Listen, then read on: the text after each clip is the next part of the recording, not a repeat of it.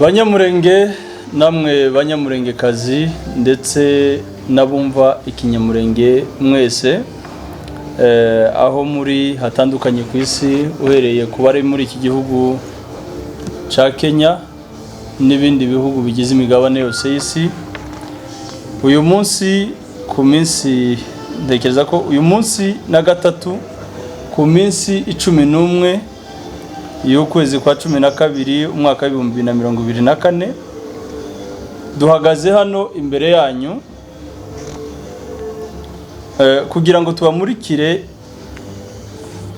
imirongo migari n'imikorere igenga ihuriro y'abanyamakuru twise Banyamulenge Media Network Association. Banyamulenge Media Network Association ni ihuriro rigizwe n'aba content creators, mu yandi magambo ni abantu babarizwamo abakora itangazamakuru, ibiganiro kuri YouTube, abakinyi ba filme, abahanzi ba secular music na gospel cyangwa se indirimbo ziramya ndetse n'izihimbaza Imana, abanyarwenya aribo twita abacomedian, photographers, aba videographers, abantu bafata amafoto n'amashusho. Ni ihuriro rero ribumbiyemo abantu bose niryo twise Banyamulenge Media Network. Uyu munsi turagira ngo tubamurikire imirongo igenga iri huriro mu gisate cyane citangazamakuru. Iri huriro rero ibituranga ni ibingibi bikurikira. Ijambo rya mbere ni ukwimakaza ubunyamwuga. Murabizi ko abantu benshi bagiye muri uno mwuga kubera kuwukunda, abandi baje kubikora nk'umurimo cyangwa se nk'akazi, ariko batabifitiye ubumenyi cyangwa se batarabyigiye ariko babikunze. Si hano gusa ndetse n'ahandi hari aba content creators, hari ababikora apana kubera ko babyigiye ariko kubera izo mpamvu mvuye kuvuga. Ariko zimwe mu mpamvu zatumye twihuza no kugira ngo twimakaze ubunyamwuga n'utabifiteho ubumenyi. Hari byinshi bizakorwa byaba amahugurwa kugira ngo turushirizeho kunoza imikorere ya professionalism cyangwa y'ubunyamwuga. Ingingo ya kabiri ni ukwimakaza no gusigasira indangagaciro na kirazira za kinyamurenge. Abato wenda batabizi cyangwa abataragize amahirwe yo kuba mu gihugu ngo bamenye umuco, tugira umuco uturanga, tugira kirazira. Kirazira nabivuga ko mu rundi rurimi hariho valeur na anti-valeur. Kuri none tubona aba content creators benshi baza bavuga kirazira z'abanyamurenge bakazitirira umuco wacu kandi ari kirazira. Ariko dushaka ko mu byo dukora tugira uruhare mu kwimakaza umuco wacu kugira ngo tugacike. Nanone nazijya kirazira ibidakwiriye dukomeze kubyamagana, byaba ibyo bita ubwiru, ibitavugwa mu muco wacu nkuko no mu yindi mico bimeze. Igikurikiraho nuko nyuma yuko bamwe muri twe bagaragaje imyitwarire itari myiza mu nkuru batangaza, zihembera urwango, gutukana, amacakubiri, gusebanya, ibi nabyo ni bimwe mu byatumye dutekereza ko tugomba kwicara umunyamakuru wese tukamusaba kuzaza akora inkuru yakorewe ubushakashatsi kandi akayitanga mu buryo bukwiriye. Umunyamakuru ntiyemerewe kwinjira mu buzima bwite bw'umuntu atabimuhereye uburenganzira. Murabibona ko umuntu kuri none agura kamera na mikrofone akumva ko kuba kurikirwa n'igihumbi c'abantu cyangwa abarengabo, akumva ko afite ijambo ku bantu cyangwa se agakora atitaye ku ngaruka zizamubaho nyuma yo gukora iyo nkuru. Ni byiza ko inkuru ukora uyikorera ubushakashatsi, ukamenya ukuri kwayo, ugashishoza, ukayivuga ufite igihamya, niba ari umuntu ugiye kuvugaho ukamenya ibyo uvuga ariko utinjiye mu buzima bwite vie prive y'umuntu. Nubwo tubivuga gutyo, umuntu wese uzabirengaho, ibihugu turimo birimo amategeko kandi nta muntu uri hejuru y'itegeko. Umuntu uzarenga kuri ibyo agakora ayo makosa azahanwa n'amategeko. Umuntu wese uzakenera gukorana n'itangazamakuru ryacu agomba gukurikiza ibisabwa aciye mu buyobozi bwa Banyamulenge Media Network. Murabizi ko iki gihugu turimo kirimo abanyamurenge benshi ndetse n'abumva ikinyamurenge bashora ibikorwa hano, zaba business zabo cyangwa se activite zigenewe bene wacu community. Turabasaba rero ibyakozwe mu mafuti yagaragaye ko atazongera kuba. Ubu ngubu twiyubatse kugira ngo turwanye ayo mafuti. Uzaza uzana igikorwa agomba kuzagana ubuyobozi bakamubwira ibisabwa. Waba ukeneye umunyamakuru umwe ugomba guca mu buyobozi, waba ukeneye 2 3 cyangwa bamwe muri twe cyangwa twese, n'ubundi uzaca mu buyobozi bakubwira ibisabwa kugira ngo ukorane n'itangazamakuru rya hano ribarizwa muri no association. Turamagana twivuye inyuma bamwe mu bantu bitwaza abari bo n'ubushobozi bwabo bagatera ubwoba abanyamakuru ndetse no gukoresha abanyamakuru mu gusebya cyangwa se mu gusebanya. Uwo bizagaragaraho agakora ico gikorwa, ndavuga igikorwa cyo gukoresha ubushobozi bwawe, yaba ari amafaranga yaburiwe, ukaba wakwishura umwe mu banyamakuru kugira ngo asebanye cyangwa akora amakosa.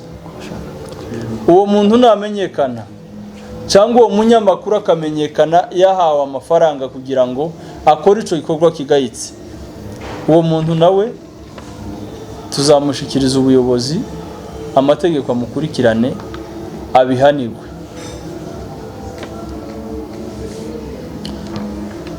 Ndagira ngo nsoreze hano, ariko mbabwira ko tuvuze mu ncamake dufite ubuyobozi. Bagenzi banje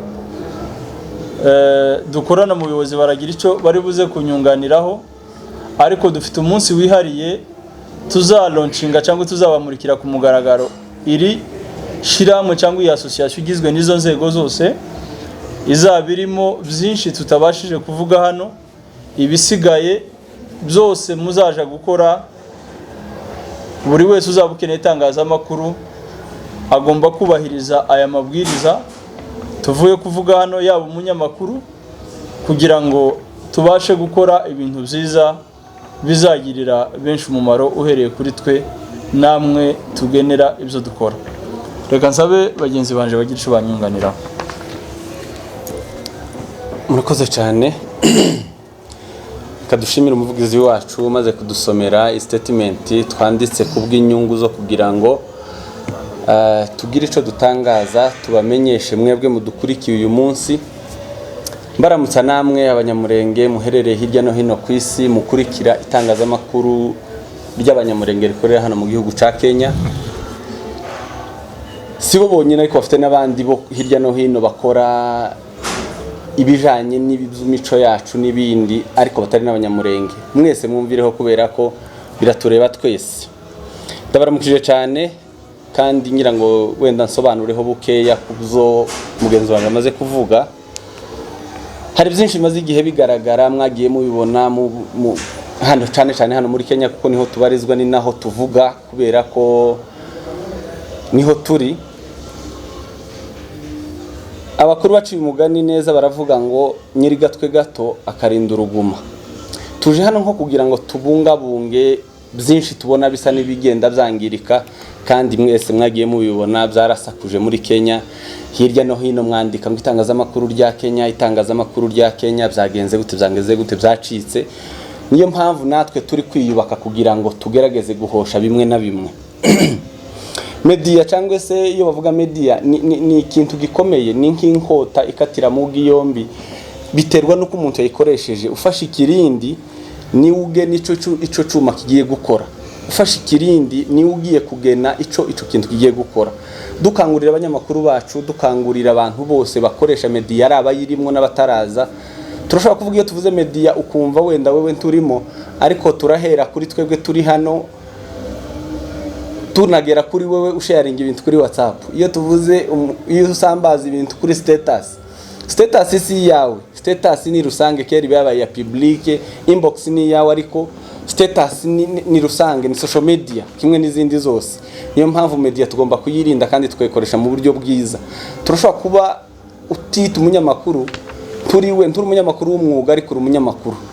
Niyo mpamvu dukangurira abanyamwuga kugira ngo babikore neza kurushaho. Media rero, media ni kiraro giconnectinga cyangwa se gihuza abantu, cemforma giha abantu amakuru, kininspiring abantu, ni education, n'uburyo bwo kwigisha abantu. Nico yari igenewe, ntabwo igenewe kugira ngo abantu baje gutukaniraho, baje gusebanya, baje gukora ibindi. Ico gihe bigenze gutyo ni handi narensobanuye ko media ari inkota, ni nk'inkota ikebera mugi yose, ariko nanone icuma wogikatisha umugati ukagaburira umwana mu kanya wa kijombo ndi kikaba kibaye ikindi kintu kibi, ariko musanzwe icuma nticari kibi, umubi n'ugifashe. Rero twebwe ndabwira cyane abanyamakuru bari muri uru rugaga, bari hirya no hino, nawe udukurikiye nimburiwe, kugira ngo wimakaza umuco w'ubunyamwuga. Nimba utabizi ugerageze kubihugurirwa, kubihugukamo, kugira ngo birusheho kumera neza cyangwa se kugenda neza. Twebwe nk'urugaga rero tushinze cyangwa se duhagarariye, hari umuco twiyarico twiyemeje, focus yacu iri dufokasinze cyangwa se dufite intumbero yo kugira ngo twimakaze ukuri, ari nabyo bigamije inkuru nziza ikwiriye kuba ifite, igomba kuba yujuje, irimo ukuri, irimo respect cyangwa se kubaha umuntu cyangwa se kiremwa muntu muri rusange, abo uvugana nabo n'abandi bagiye batandukanye. Uvuga inkuru yawe ukayikora irimo ukuri, wayishakashatsi, wakoze ubushakashatsi ukanayitanga mu buryo bwiza cyangwa se bwuzuye. Ariko nanone tunimakaza umuco wo kuvuga ngo dupreservinge, turi abanyamurenge, turi proud yabyo, dupreservinge umuco wacu, tubungabunge umuco wacu kugira ngo turinde indangagaciro zaho, kubera ko turi muri media kandi media akaba ari isambaza ikwirakwiza ibyo bintu. Niyo mpamvu twabonye mu minsi ishize usanga abantu bagenda bavuga ngo umuco wa kinyamurenge ni mubi. Ntabwo ari mubi, umuco wa kinyamurenge ni mwiza kandi ni mwiza cyane, ahubwo ibizira nibyo bagenda bavuga ko ari umuco kubera kutawumenya. Niyo mpamvu tuvuga ngo twobungabunga gute rero, twihuje hamwe kugira ngo tugerageze kubungabunga, dukundishe n'abatatuzi ibyo dukora cyangwa se ibyacu. Kunze kuvuga ngo turabarimu beza bigisha abantu kudutwara ibyacu, ariko natwe twovamo abantu beza mu gihe twaramutse tubikeneye cyangwa se tubishizemo umwete n'imbaraga. Media igomba kuba ari ikintu gihuza abantu, ni ikintu gihuza abantu, gihuriza abantu hamwe, apana kubatandukanya. Iyo dukoze inkuru tugakora inkuru z'amacakubiri, zisebanya, zigira gute, turi gutandukanya ba bantu bagombye kuba bahuzwa na ca kintu kimwe dukora. Niyo mpamvu tugomba kugerageza gukora ibishoboka. Nayo mpamvu n'iri huriro rihari rifite imirongo migari minini hano basomye duke, ariko tuzalaunchinga. Ibi ngibi twabikoze nko kugira ngo dukumire, tugabanye umurego wa bamwe na bamwe muri rusange muri twebwe. Wewe utaratangira, ufite gutangira uje kugira ngo uze gusubiza twebwe twavuze cyangwa ubundi. Ntabwo ariyo mpamvu siyo ntego y'itangazamakuru. Itangazamakuru ni ukugira ngo turusheho kwigishanya no kugira ngo turusheho kugira society imeze neza, ihuriwemo n'abantu bose kandi babanye neza. Accuracy, mbese inkuru yacu cyangwa se inkuru yawe igomba kuba ari inkuru uri shuwa cyangwa se uzi neza ko irimo ukuri. Ni inkuru irimo ukuri washakishije cyangwa se wagerageje kumenya ko iyo nkuru ntakigiye kubangamira, iri mu nyungu za rubanda cyangwa se mu nyungu rusange. Ugiye kwisangiza abantu. Iyo kigiye kuri media rero kiba kigiye kuza kugira ico cubaka cyangwa kugira ico gihindura mu bacumva, credibility, cujuje ubuziranenge, kugira ngo ico kintu kibashe kuja hanze. Ni ubushakashatsi, gushaka inkuru no kuyiripotinga mu buryo bukwiriye. Ikindi umunyamakuru agomba kuba ari umuntu uri hagati. Twirinde kubogama, tuje hagati, ni hagati y'uvuga n'uwubwira, twebwe turi hagati. Ntabwo ngomba kubogama ngo nje kuri uyu kubera ko ari mwene wacu, kubera ko yanyishuye, kubera ko byagenze gute, imbe no tukuye uwundi. Umunyamakuru ni umuntu buri hagati y'abandi, utanga ikintu uko kiri, utabogamye, ufite ubunyangamugayo, ushizemo ubunyangamugayo, wirinda kugira ngo uteranye, kubera ko societe cyangwa se media tubonye ko ari yo kubaka societe. Tugomba kwirinda rero ibintu nk'ibyo. Ama video menshi tugiye dusanga ushobora kuvuga kubera kutamenya amategeko rimwe na rimwe, tugakoresha ibyo twita kuri YouTube ubu nyine, kubera ko ariho abantu bakorera, ngo YouTube ntiguhana. YouTube rimwe na rimwe ntabwo ishobora kuguhana, ariko ushobora guhanwa n'itegeko ry'uwo wabangamiye. Kuko kwinjira mu buzima bw'umuntu, even no kuvuga izina ryanje ntaguhere uburenganzira mu nkuru yawe, ni amakosa.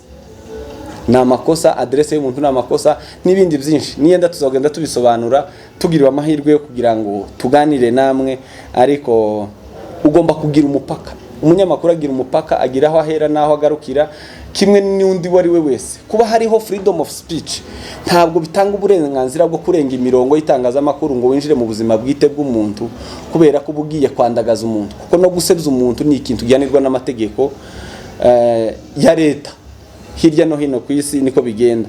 Rero ishirahamwe ryacu rigamije guhugura, duhagurukiye kugira ngo twihuze, twibumbire hamwe, tugire ico tugiye kugeranaho, twungurana ibitekerezo, ducollaborating, ariko tunatanga training kuri bamwe muri twebwe kugira ngo turusheho kwimakaza umuco w'ubunyamwuga, dukora ibintu byiza bifite isuku na qualité nziza, cyangwa se ibintu byiza kuri rusange ku rwego mpuzamahanga.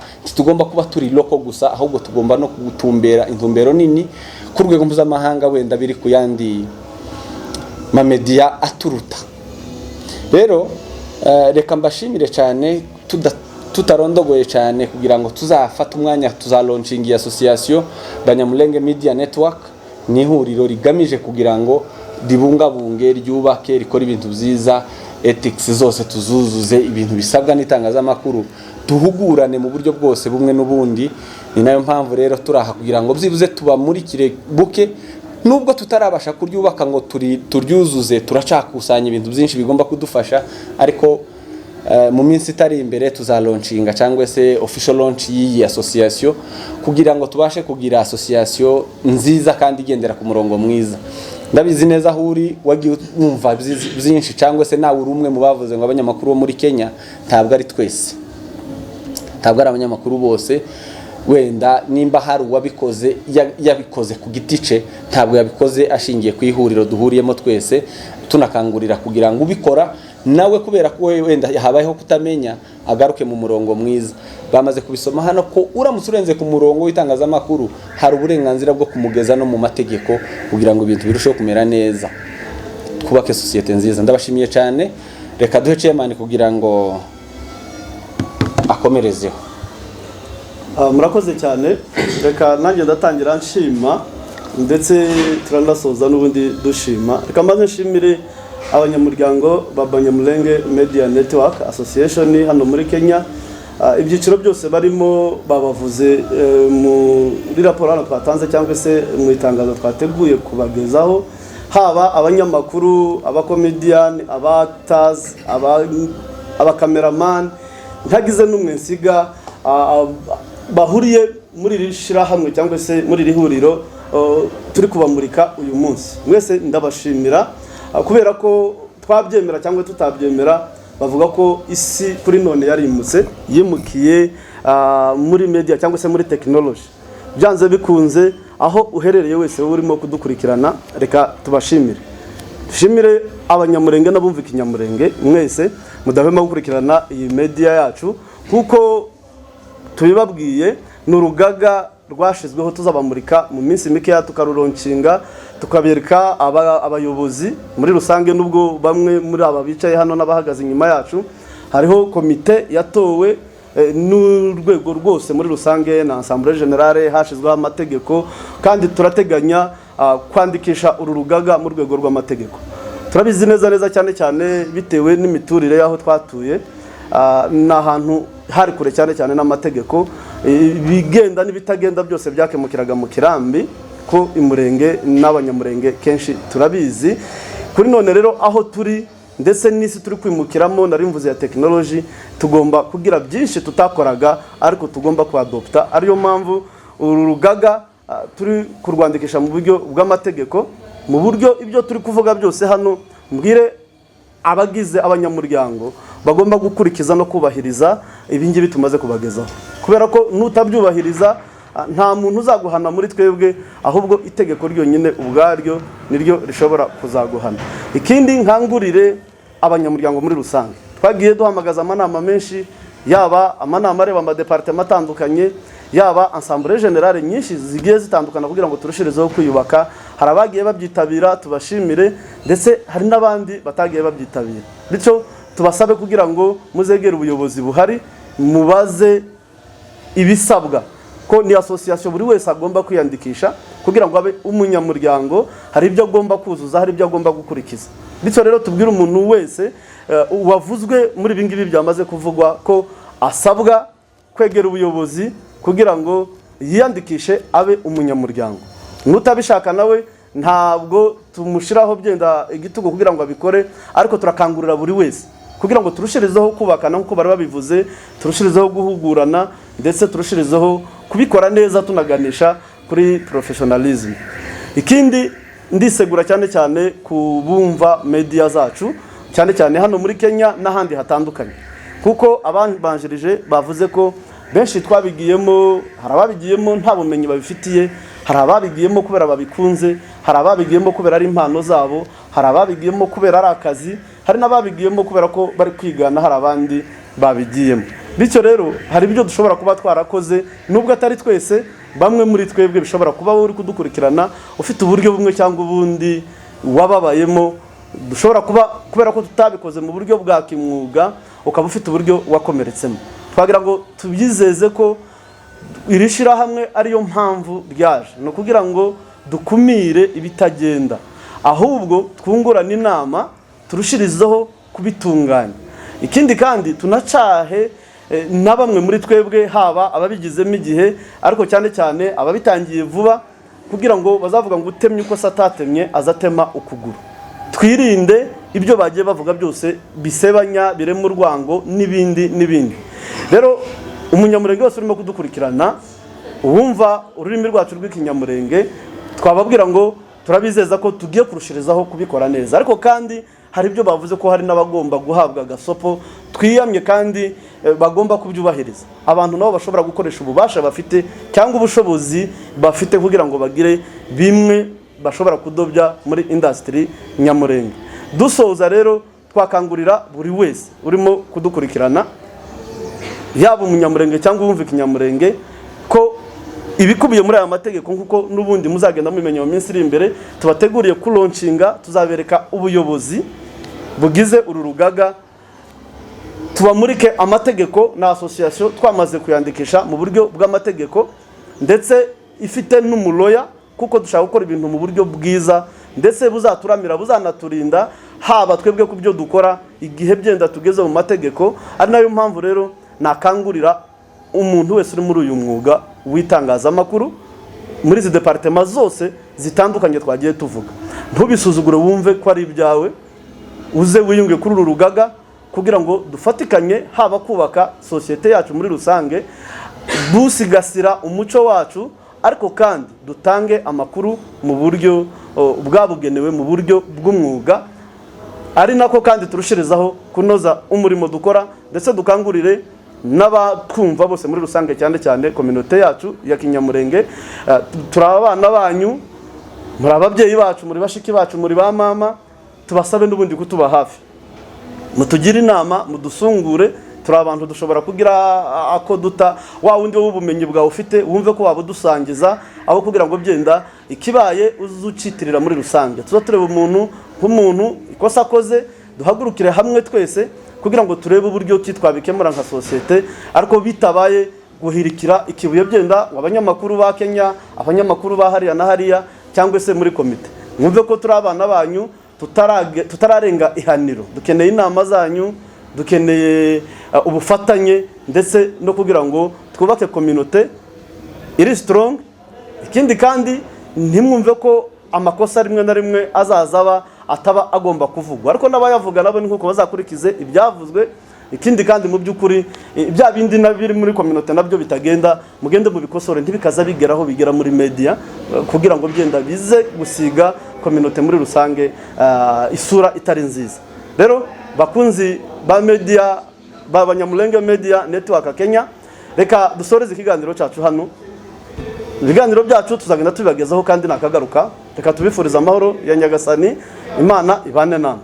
Murakoze cyane.